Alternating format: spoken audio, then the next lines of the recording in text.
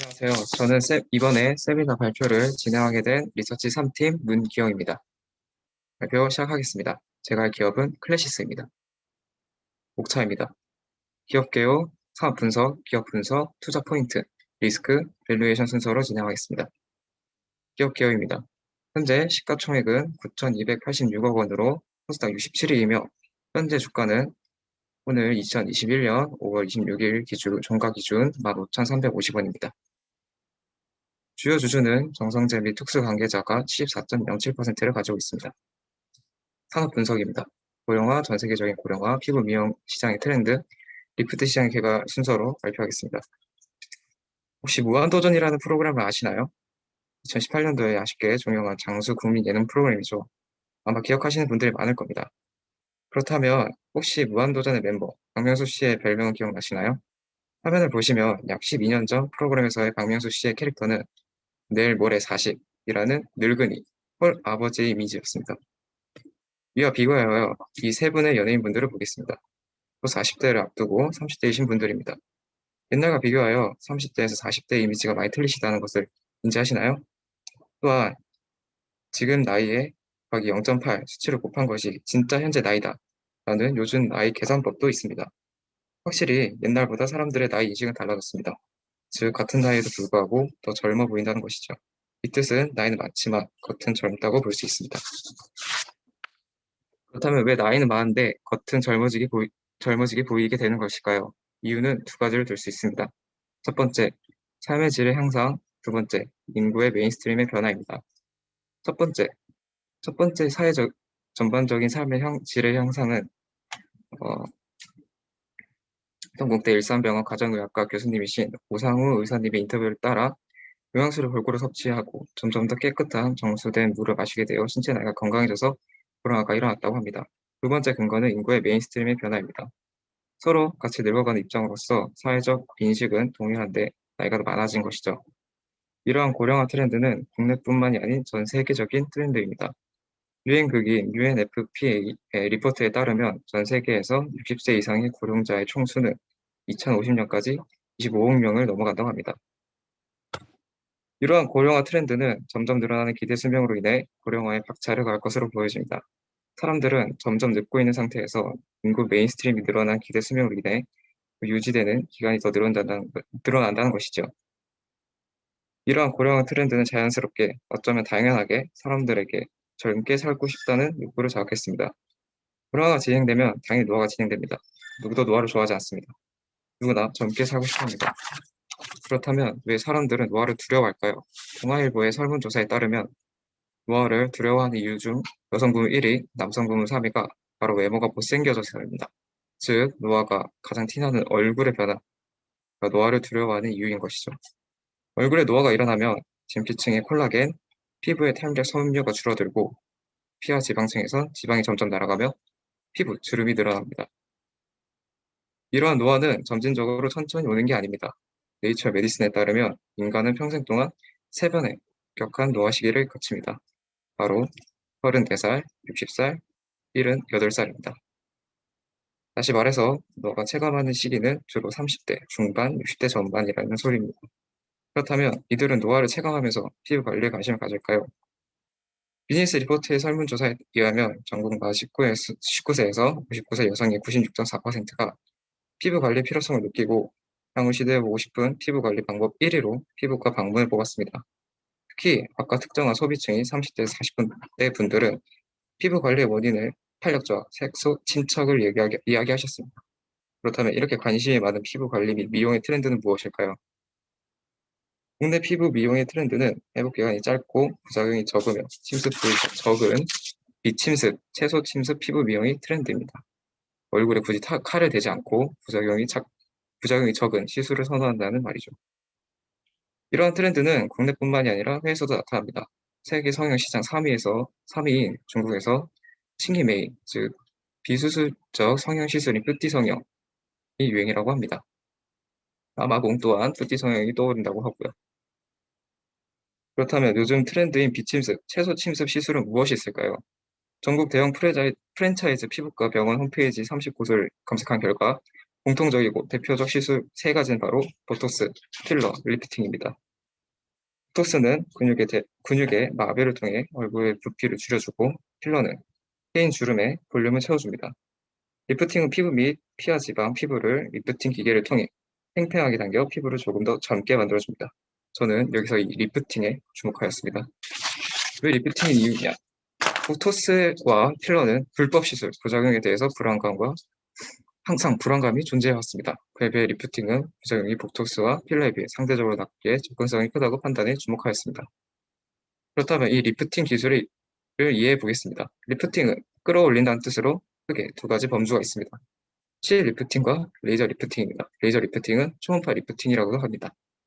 실 리프팅은 비침습, 채소 침습의 시술에 들어가진 않지만 리프팅의 이해를 돕기 위해 넣었습니다.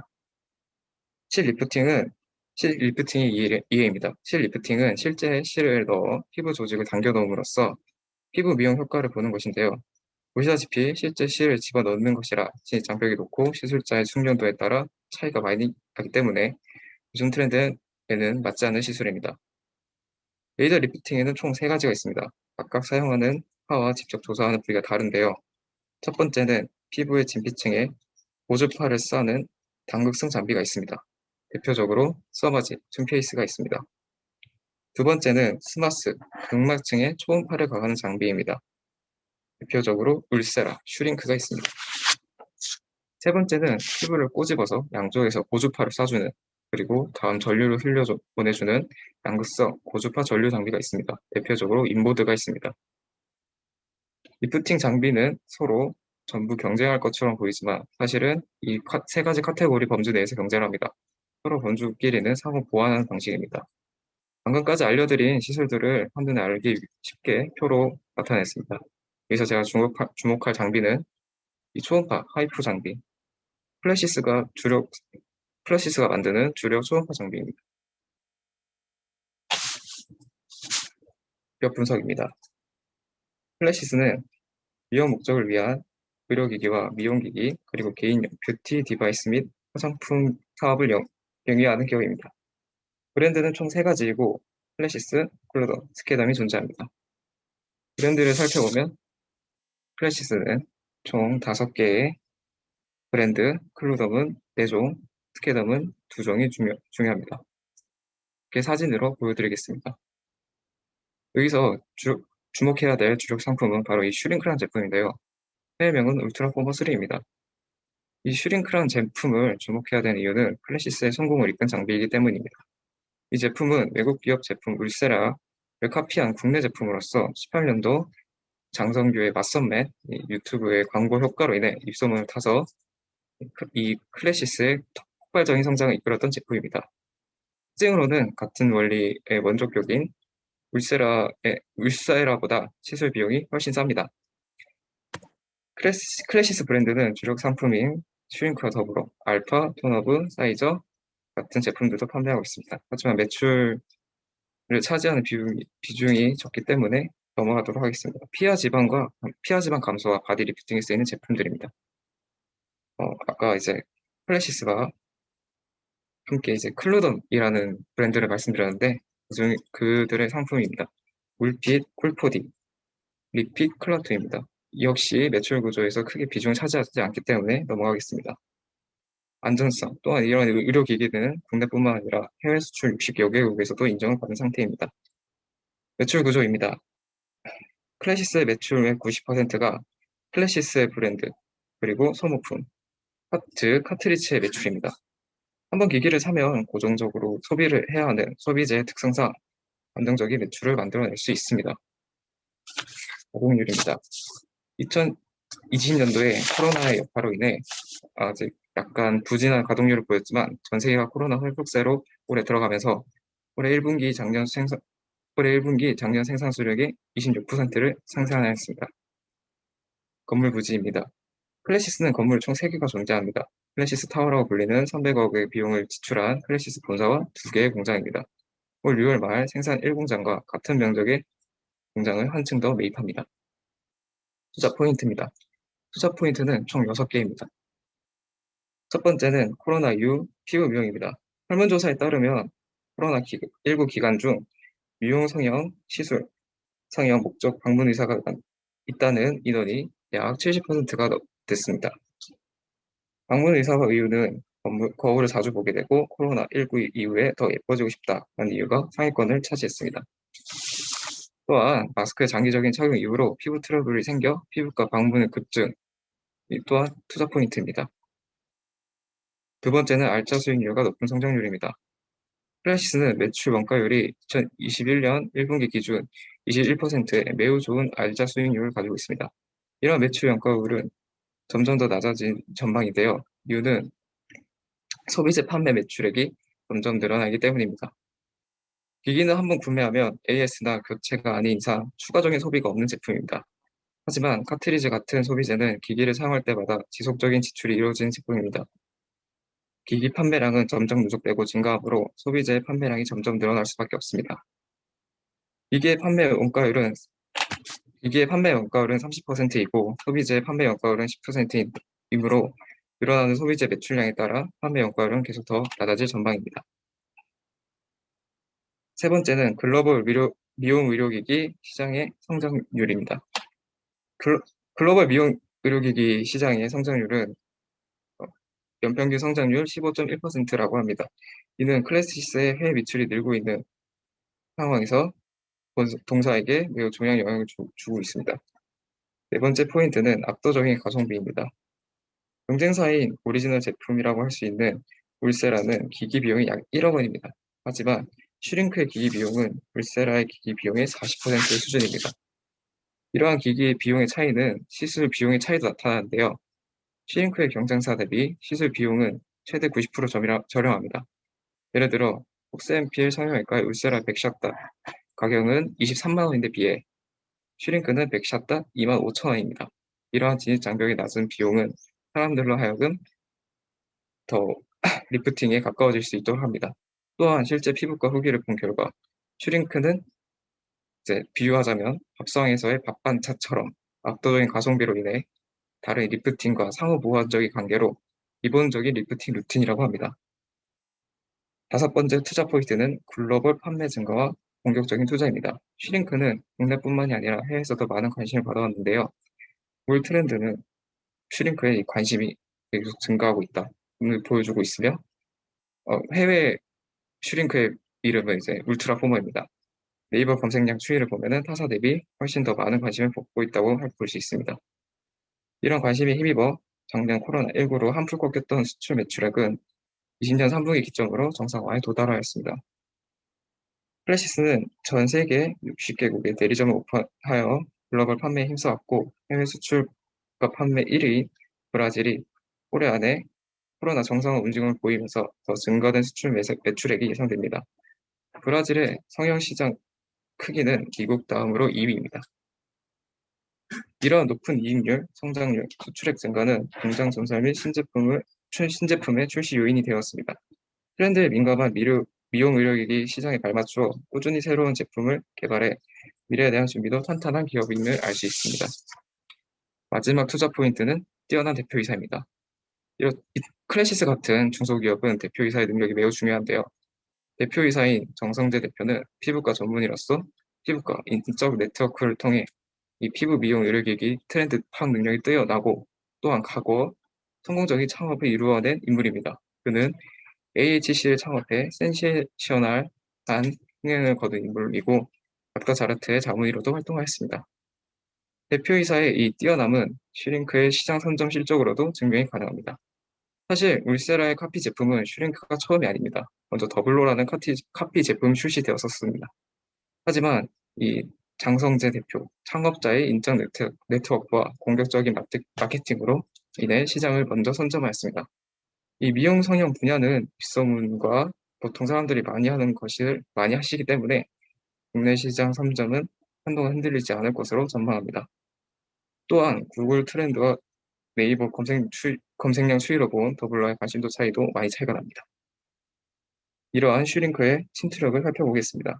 일단 피부 미용은 할 것으로 추정되는 이원수를 가정 1, 피부과와 성형외과 의원은 모두 피부 미용을 한다. 가정 2, 일반인 의원의 절반, 전문가분 미표시 전문의의 70%가 피부 미용을 한다. 라는 이 두 가지 가정을 통해서 피부 미용을 할 것으로 추정된 의원 수를 측정하였고, 현재까지 국내 판매된 슈링크의 대수가 3,000대이므로 3,000대 나누기 8,114는 36.9%의 침투율을 보여주고 있습니다. 피부 미용의 우선의 슈링크 채택률이 70%가 된다면 약 3,000대가 추가 판매가 가능합니다. 리스크입니다. 리스크는 세 가지입니다. 첫 번째 리스크는 과보유된 주식입니다. 작년까지만 해도 대표이사 정성재와 그 특수관계자, 즉 가족이죠. 주식 보유율은 전체의 85.22%였습니다. 올해 2월 17일 장성재 대표이사께서 11.15%의 주식을 블록딜을 하여 주가가 크게 떨어졌는데요. 회사 내부 사정을 가장 잘 알고 있는 대주주가 블록딜을 하여 불안 심리가 작용해 주가가 내려갔습니다. 하지만 IR팀 분이 조사 결과 블록딜된 대부분의 주식은 국내 개인 투자자나 기관이 아닌 외국 기관 투자자에게 들어갔고, 또 이 블록딜은 대표이사의 선조의 증여 이슈가 섞여 있었기 때문에 회사의 가치는 변함이 없다고 생각합니다. 두 번째 리스크는 광고 모델 논란입니다. 지난 3월 클래시스는 주력 모델 슈링크의 첫 모델로 서해지를 발탁했었는데요. 국내 광고 시작 한 달 만에 서해지 논란으로 광고를 제대로 활용하지 못하는 리스크가 생겼습니다. 엄청나게 크게 작용할 것 같진 않으나 슈링크의 첫 모델인 만큼 홍보 출발에 리스크가 관여된 건 사실입니다. 세 번째는 아까 말씀드렸던 오리지널 경쟁업체인 울세라의 소송 이슈입니다. 오리지널 격인 울세라의 멀체사가 19년 11월 클래시스에게 특호 소송 서한을 보내 주가가 한동안 폭락한 적이 있었습니다. 하지만 IR팀 답변 결과는 클래시스는 그 즉시 반박 서한을 보냈고 멀체사는 그 이후로 답이 없다고 합니다. 또한 이에 동종 국내 기업인 하이로닉과 울세라의 특허 소송에서 국내 기업인 하이로닉이 승소한 사례가 있었기 때문에 크게 걱정 안 해도 된다고 생각합니다. 마지막으로 밸류에이션입니다. 먼저 예상 단기 순이익을 추정 후 타겟펄을 도출하여 예상 적정 주가를 밸류에이션 하겠습니다. 매출액 부분입니다. 21년 중남미 경제활동 정상화 및 이연 수요 기대하여 코로나 이전 성장률 회복이 기대가 됩니다. 따라서 코로나 시기였던 2000년도 매출액과 통계적 오류를 범할 수 있는 19년도에 80%의 폭발적인 성장의 매출액을 뺀 나머지 연도의 CAGR을 측정하였습니다. 측정한 CAGR은 0.22였습니다. 그리고 코로나로 인한 이연 수요의 알파를 고려하는데, 이연 수요는 19년도 매출액에서 코로나 이전 성장률로 추정한 CAGR인 0.22를 활용하여 구한 2000년도 매출액에 실제 2000년도 매출액을 뺀 값으로 수요를 구하였습니다. 한눈에 보기 쉽게 실제 매출액과 추정치를 나타낸 표를 나타내었습니다.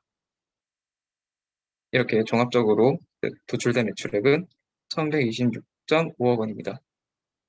매출 원가입니다. 클래시스는 소비재 매출 비중이 점점 늘어나 매출 원가율은 점점 더 줄어들 것으로 예측됩니다.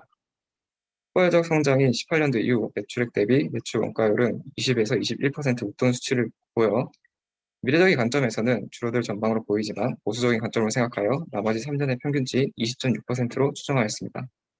계산한 매출 원가는 231.9억 원입니다. 이에 따라 매출 총이익은 895.4억 원이 나옵니다. 황금비입니다.